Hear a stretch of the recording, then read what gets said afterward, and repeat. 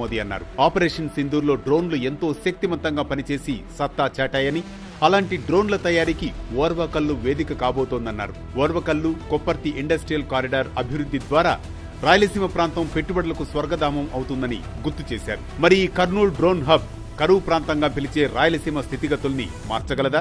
రాయలసీమ అంటేనే కరువు ప్రాంతం అంటారు. ఎందుకంటే ఇక్కడ వర్షాలు తక్కువ కాబట్టి. ఈ కరువు ఇక్కడి ప్రజల జీవితాలను చాలా ప్రభావితం చేస్తోంది. అందుకే ఇక్కడి ప్రజలు వివిధ ప్రాంతాలకు ఎక్కువగా వలస వెళ్తూ ఉంటారు. ఇలాంటి కరువు ప్రాంతంలో ఓర్వకల్ డ్రోన్ సిటీ పనుల్ని ప్రధాని నరేంద్ర మోదీ ప్రారంభించారు. ఇది దేశంలోని మొట్టమొదటి అతిపెద్ద డ్రోన్ హబ్ గా నిలుస్తుంది. ఈ డ్రోన్ హబ్ కేవలం రాయలసీమ ప్రాంతానికి మాత్రమే కాదు, దేశానికే తలమానికంగా నిలవనుందని, దేశ భద్రతలోనూ కీలకం కానుందని డ్రోన్ రంగంలోని నిపుణులు చెబుతున్నారు. కర్నూలు జిల్లాలోని ఓర్వకల్ ఇండస్ట్రియల్ పార్క్ లో 300 ఎకరాల్లో ఈ డ్రోన్ హబ్ ఏర్పాటు కానుంది. కర్నూలు ఎయిర్పోర్ట్, ఫ్లై జోన్ ఉండడం, ఈ ప్రాంతం నేషనల్ హైవేలకు అనుకూలంగా ఉండడం, హైదరాబాద్, బెంగళూరు వంటి ప్రధాన నగరాలకు దగ్గరగా ఉండడం వల్ల డ్రోన్ హబ్ ఏర్పాటుకు ఈ ఏరియాను ఎంచుకున్నారు. ప్రస్తుతం మన దేశంలో అనేక ప్రాంతాల్లో డ్రోన్లను తయారు చేస్తున్నారు. కానీ ఈ కర్నూలు డ్రోన్ హబ్ వాటన్నిటికంటే చాలా స్పెషల్.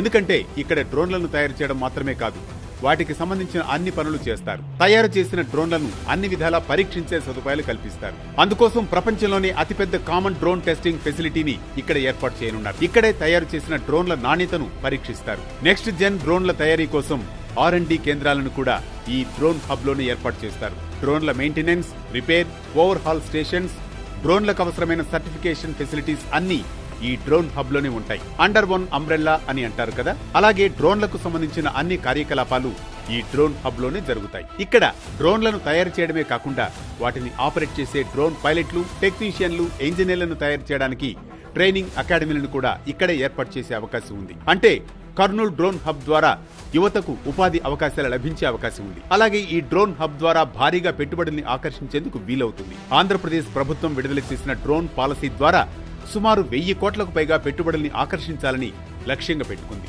రానున్న 5 ఏళ్లలో దాదాపు 3000 కోట్ల రాబడి వస్తుందని అంచనా వేస్తున్నారు. ఇప్పటికే గరుడ ఏరోస్పేస్ 100 కోట్ల పెట్టుబడులు పెట్టేందుకు ముందుకు వచ్చింది. డ్రోన్ యాజ్ ఏ సర్వీస్ అందించే అనేక దేశ విదేశీ కంపెనీలను ఆకర్షించేందుకు ఆంధ్రప్రదేశ్ గవర్నమెంట్ ప్రోత్సాహకాలు ప్రకటిస్తోంది. దాంతో డ్రోన్ హబ్ ద్వారా భారీగా ఉద్యోగ ఉపాధి అవకాశాలు లభిస్తాయని ఆంధ్రప్రదేశ్ ప్రభుత్వం భావిస్తోంది. 2030 నాటికి ప్రపంచంలోని డ్రోన్ టెక్నాలజీ తయారీలో భారతదేశాన్ని అగ్రగామిగా నిలపాలని కేంద్ర ప్రభుత్వం టార్గెట్ గా పెట్టుకుంది. ఇప్పుడు కర్నూలులో ఏర్పాటు చేయనున్న డ్రోన్ హబ్